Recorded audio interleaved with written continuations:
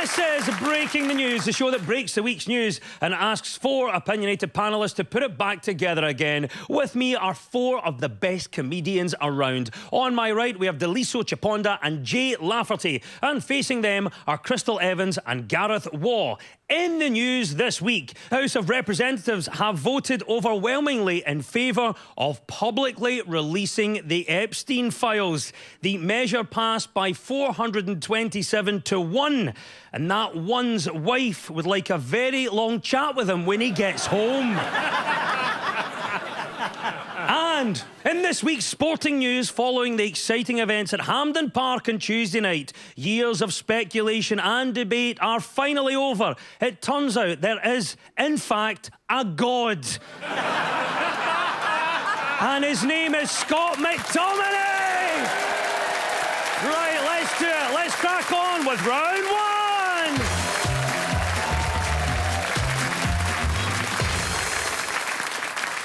This is the Broken News round, where our teams have to guess two major stories of the week that have been mashed together into one single news headline. So, Daliso and Jay, can you tell me what this is all about? Scotland reached their first Parliament since 1998 after beating MPs and members of the House of Lords 4-2 in a thrilling match in Glasgow. The Scots topped Group C with Sir Lindsay Hoyle. Now facing the lottery of the playoffs. The Security Minister, Dan Jarvis, Says it may not have been the prettiest football, but the team did what they needed to. I think the first story is all about Scotland celebrating reaching our first World Cup in nearly 30 years. Yes, get in there. Yes, the biggest story in town. Scotland are going to the World Cup. Scotland secured their place by winning 4-2 over Denmark. Pundits say the last time Scotland won something this big over the Danes, it was Orkney. Hey, Gareth, did you watch the game? What did you make of it? I mean, it couldn't have started better. You know, like, not just the best goal I've seen, but the best goal, like, in a Scotland shirt ever. But there was the Scottish element where, you know, because it was so early that we all went, oh, that's a wee bit soon to be scoring. We've got 85 more minutes where we can fluff this up, you know. But then we start getting excited. And, of course, it wouldn't be a modern classic without a lengthy VAR decision, which, of course, goes against us. And then the Danes get their goal back. And that's the point where we just go, of course, yes, again, what's happened again, why is it always happening to us? And when Shankland gets his goal, I think we're all like, we've done it, that's it. But of course, Scotland being Scotland, we then, you know, that second goal goes in. And we're just going, this again, why do we keep doing this? Like, why do we believe every few years in this team when this is what we're rewarded with? And I'll tell you why. Because we are a nation of spirit. We are a nation that deserves joy. We are the nation that produced Kieran Tierney, who then sends us into dreamland. And I'll tell you what, my kids were asleep. They weren't at 10:32 p.m. And I'll tell you, that next 5 minutes, that 6 million people are screaming at their TV and 60,000 fans are screaming at the pitch in Hampden, oh, ref, blow the whistle, you bald goon, right? Kenny McLean goes, do you know what, ref? We don't need your whistle. And he hoofs it over Kasper Schmeichel from his own half. And he goes, see your pastries, see your bacon. We're deep frying them, right? Our time is now. Game, set, match, Scotland. So to answer your question, Des, what did I make of the game?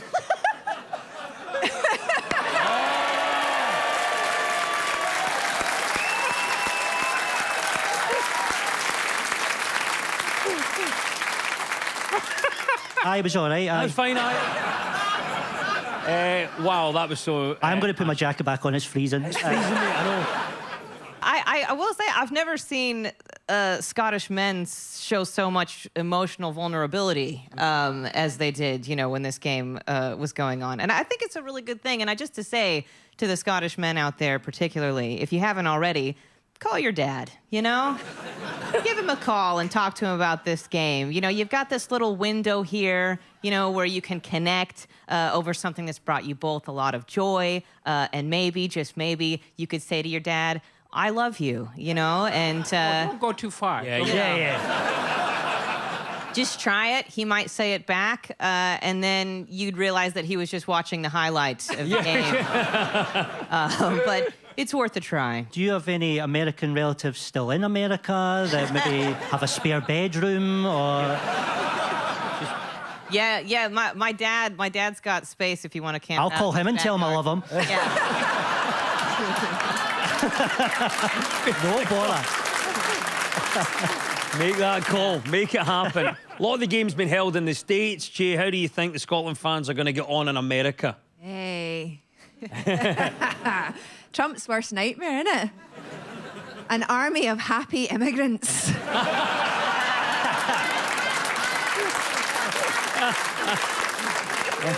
Delisa, what do you think then? How are the Scotland fans going to get on in America? Well, they need to get ready. You were talking about Trump. Delete all negative things you've said about Trump. Just all you should put in your phone is Trump's the greatest, Trump's the greatest. I love that. Also, can I just say, Flag. is MD in charge? Can MD delete all these shows for the iPlayer?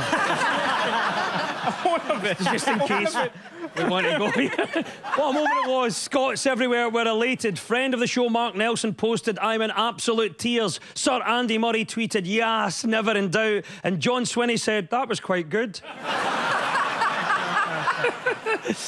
Now to you, Crystal and Gareth. What was the other story we were after? Is that the MI5 says that China is spying on them through LinkedIn? Yes, Crystal, that is correct. MI5 has warned MPs and peers that they are being targeted by Chinese intelligence agents trying to recruit their staff, friends and contacts on social media site LinkedIn. Allegedly, a Chinese spy even tried to recruit Nigel Farage until a Russian spy stepped in and said, "Hey, get your own."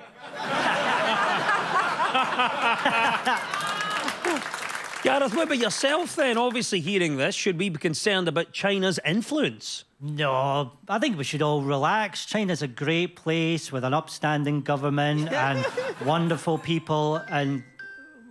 Oh, you all right? Sorry, that's me. Sorry. Hello? Ni hao.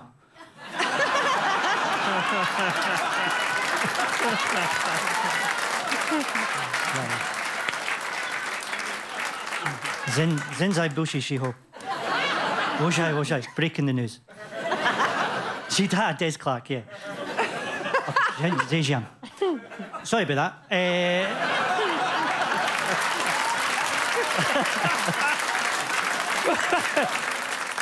Delisa, what do you think then? Obviously, this has been big this week. Is it a further sign? Should we be concerned about China's influence? I'm paranoid. I'm concerned about everybody. I'm concerned about the British government. I don't even trust you. I don't know if I was brought here under false pretenses to get me to incriminate myself. The way you asked that question was very suspicious. So I distrust everyone.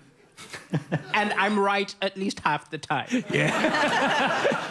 Should we be concerned about China's influence? At this point in UK's political history, I can't be the only one thinking a Chinese takeover might not be the worst thing that could happen. Do you know what I mean? I watched YouTube video from China where they built a railway bridge from start to finish in one weekend.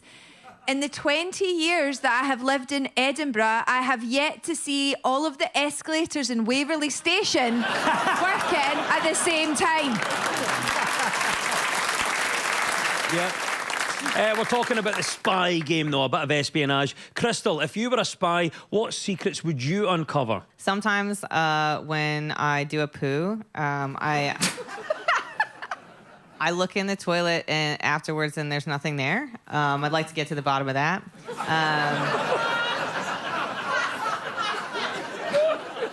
Any information, get in touch. Also, speaking of toilets, I'd like to get to the bottom of why the Scottish people refuse to turn on the heat in public toilets at all times of year. Because folk will move in. Yeah. And if I found one that was on, I would. Yes, there have been concerns raised in Parliament that British buses manufactured in China might be equipped with a so-called kill switch, which allows someone to press a button and immediately stop the bus, or as we call it, a bell. And at the end of that round, it is 2 points apiece.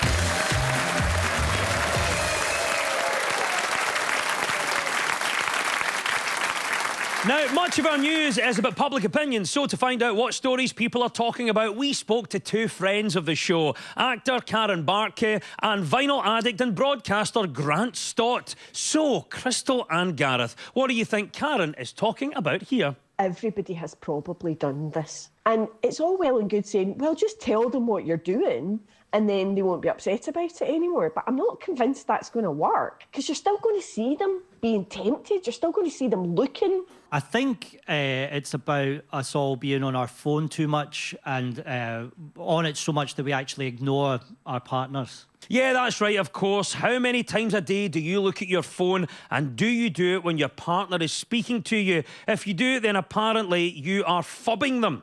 That is phone snubbing, of course, in case you didn't know. Since when did we need a phone to ignore your partner? Like, Scottish people are very comfortable in excruciating silences. There's Scottish couples in this audience, I'm going to guess, that are like celebrating a Ruby anniversary who wouldn't even recognise each other's voices if they spoke. That's how happy we are just no speaking to our partner. It's amazing. So look, Crystal, we're talking about this idea of phubbing, an annoying habit, but what is your partner's most annoying habit? I don't have a partner. Thanks for bringing it up, Des.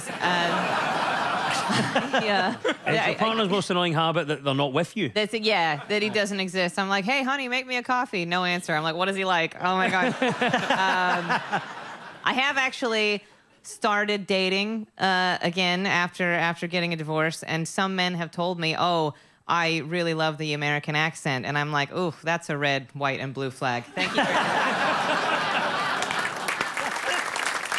So what would be your partner's most annoying habit? Well, the context of this is, when I first started dating her, I was very jealous, right? Because she was significantly more attractive than I am, right?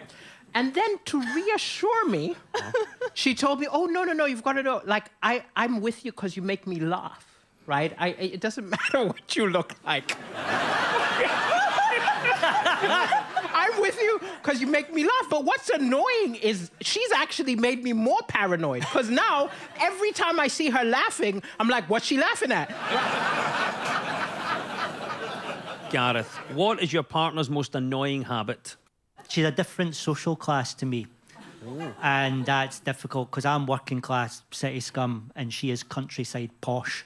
And I don't know if you've spent time with posh people, but they do stuff weird. And now I've ruined Christmas for myself forever. I hate this time of year because I spend it with her family, right? First Christmas I spent with them, I went downstairs. I was like, Merry Christmas, guys. And then one of these mutants, right? They went... They go, guys, before we open the presents, should we all go for a nice walk? And I was like, yeah, brilliant. We went for a walk is what happened, right? Before the presents. No. Right? I know, yeah. The only thing my family does before the presents is an entire bottle of Baileys, and that is it. Right? Awful stuff. Deliso and Jay, it's your turn now. What do you think our Grant is talking about here? I think this has to go down as one of the biggest business own goals. You know, we can look back on this with hindsight and say, maybe it was a bit naive marketing. Maybe it was a little bit over-enthusiastic how it was all packaged. Maybe it was just a ridiculous idea. I think this is referring to the TikTok debacle, where they attempted to make a sports channel called Halo. The right answer, Deliso. Well done. And given us that answer, yes, it didn't last long as Sky Sports has been forced to axe its brand new female-focused TikTok channel, Halo, after complaints that it was sexist. I have no idea why the channel didn't connect with women, said producers Brian, Steve, Mark, Tony and Chris. Well, I actually think the mistake they made was giving up so quickly. Like, literally, they got bad review, the women didn't appreciate it, and they immediately quit. They should have just kept going. They should have ignored the complaints, and they would have won in the end. I mean, like, I'm on my third marriage, but still... Crystal, how did they get this so wrong? What they actually need to do to cover themselves is they just need to like start slipping this kind of stuff into the men's, the regular Sky Sports news too. You know, like when an athlete does a good thing, the commentator says slay, right? Or then when he does a bad thing, he'd be like, well, I'll tell you, Jim, that's how I feel when I don't get my pumpkin spice latte, you know? I think this show could do with a bit of that, Des. Like, I think you should sign off by going, hey, fellas, if you can't love yourself, how the hell are you going to love someone else, right? I think that's... Wow. Yeah. That's beautiful. Hey, fellas. Yeah, do it. What's it? How, if you can't love yourself, what is it? If you can't Yeah, love love yourself. just go for a wee fub. Yeah.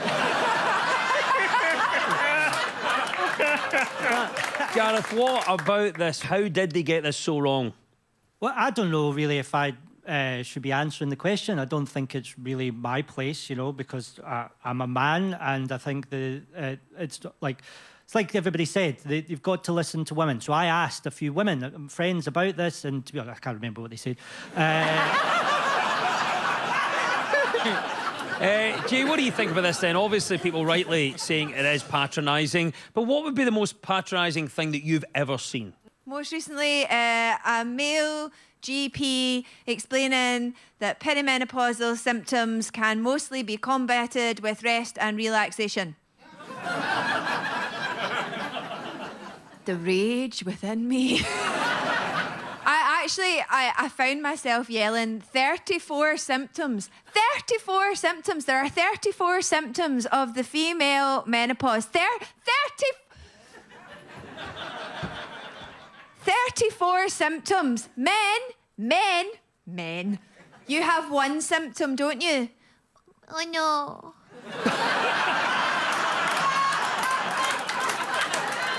Oh, my willy doesn't work anymore. And they came up with a pill 30 years ago. Whoomp, sorted that right out. Women, have they come up with a pill to sort us out? No. The patches are fine. I'm on the patches. I know you can't tell.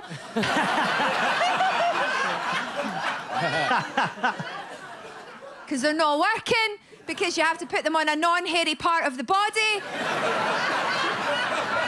The rage. Sky wasted a lot of money on massive 3D printed letters that said Halo. But on the plus side, they have just launched their new Spanish-themed TikTok channel, Hola. There we go. That is how you do it. A short-lived sports channel is the right answer. 2 points go to Daliso and Jay.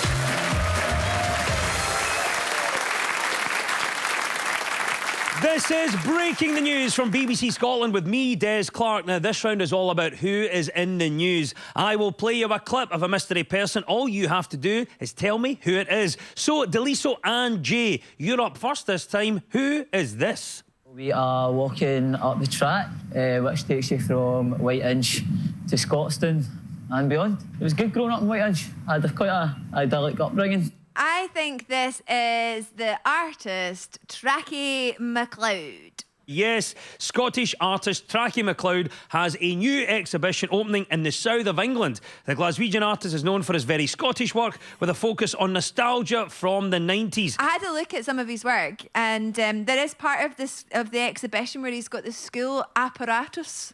Oh. Do you mind that? Like, that definitely made me feel nostalgic. Like, mind the apparatus, like, you had to... So, I don't know if you've had this, like, you had to pull it out of the wall, and it took half the gym lesson to set it up. The PE teacher would be making you lift wooden benches to attach to metal poles at a 90-degree angle, ropes dangling from the ceiling with a thickness to ensure a third-degree burn. Then you had the vaulting horse, which was just like a... But what do you do on the apparatus? Whatever you set like. it up. Whatever you like. And once it's set up, what do you do with it? No, it's time to put it away again.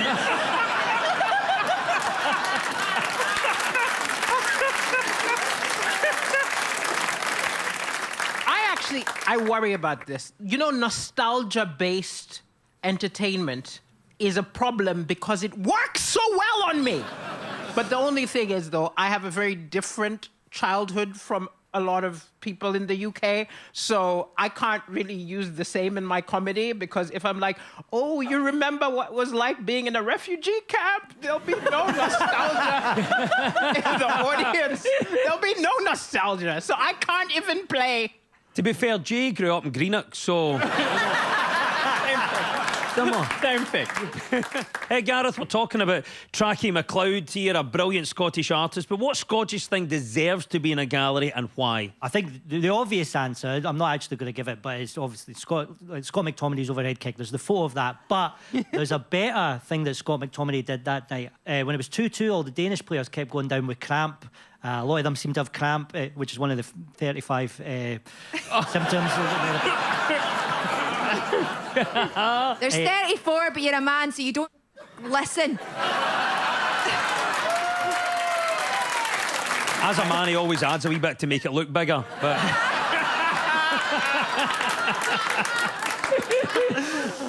He said, like, so all the Danish players kept going down, feigning cramp, and then the second Kieran Tierney scored, Scott McTominay goes down going, oh, I've got cramp. Does I waste some time? So I'd like a photo of that on there. We're in the Louvre, my friend. Well, there we go. What do you think then, Crystal? What Scottish thing deserves to be in a gallery and why?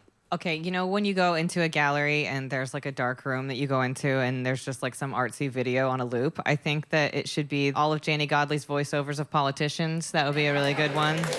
Very good. And of course, if it's truly a Scottish gallery, there needs to be a sign at the front that says free entry. There you go. Now we're talking.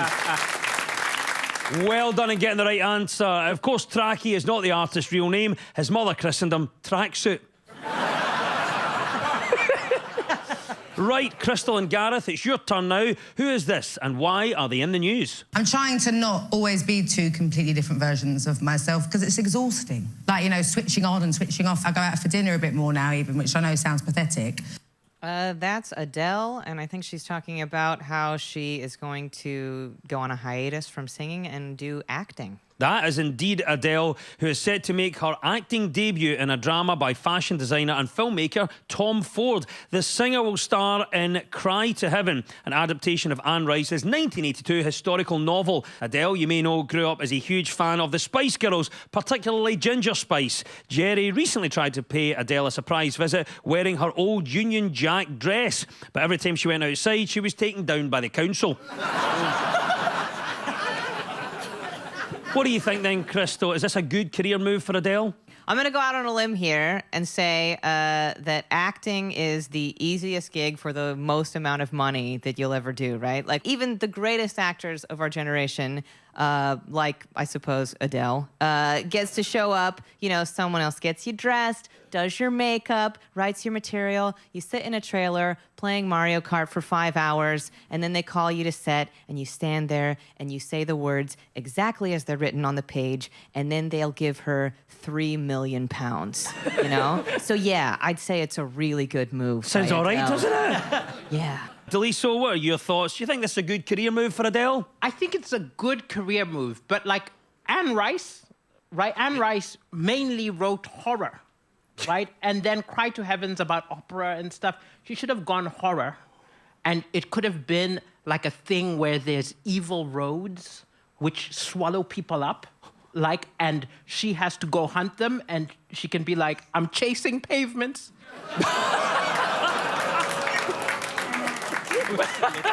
So silly. But we had no idea where that was going. We had no idea.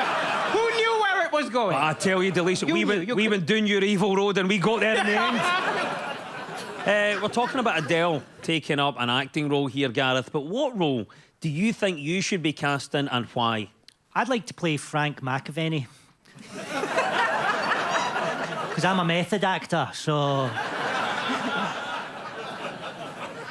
Jay, what do you think about this? We've got Adele now taking up acting roles, but for you, what role should you be cast in and why? Well, it's quite upsetting because obviously you don't realise that this Christmas I'm actually in pantomime. Ooh. Yeah, because we're going to the in-laws this year, so I've got a small role as a drunken daughter-in-law who's overly excited to accept this hand cream. Adele is engaged to sports agent Rich Paul, or as she calls him, no as rich as me, Paul. Adele, of course, is the right answer. And 2 points go to Crystal and Gareth.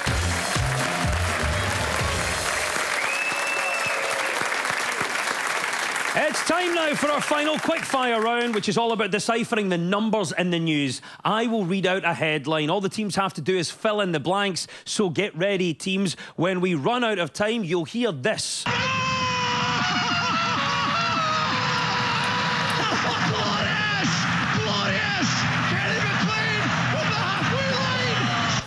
That is Alistair Lamont very understatedly speaking on behalf of the nation. Fingers on the buzzers, here we go. 107-year-old says, what is the secret to long life?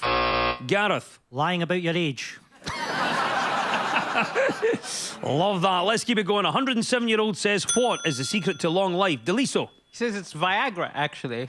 Yeah, and he also added that, you know, being this old is hard.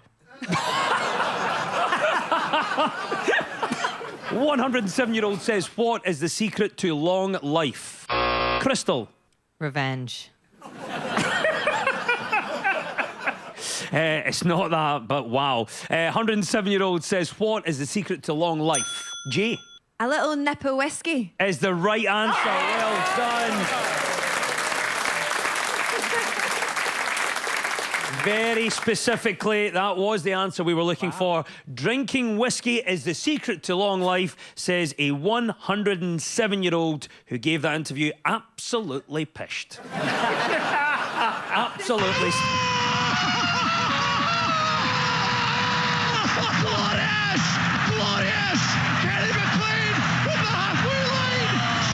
That is a very subtle klaxon. Alistair has lamented. It means it's all over at the end of the quiz. Our winners this week are Daliso Chaponda and Jay Lafferty.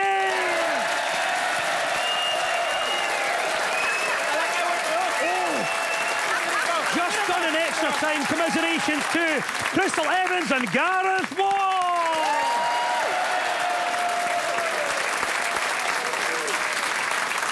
And we'll leave you with the breaking news. Breaking news just in. Police drama Line of Duty is set to return to the BBC for a 7th series. The show was not intended to come back, but all the criminals they put in jail have since been accidentally released by David Lammy.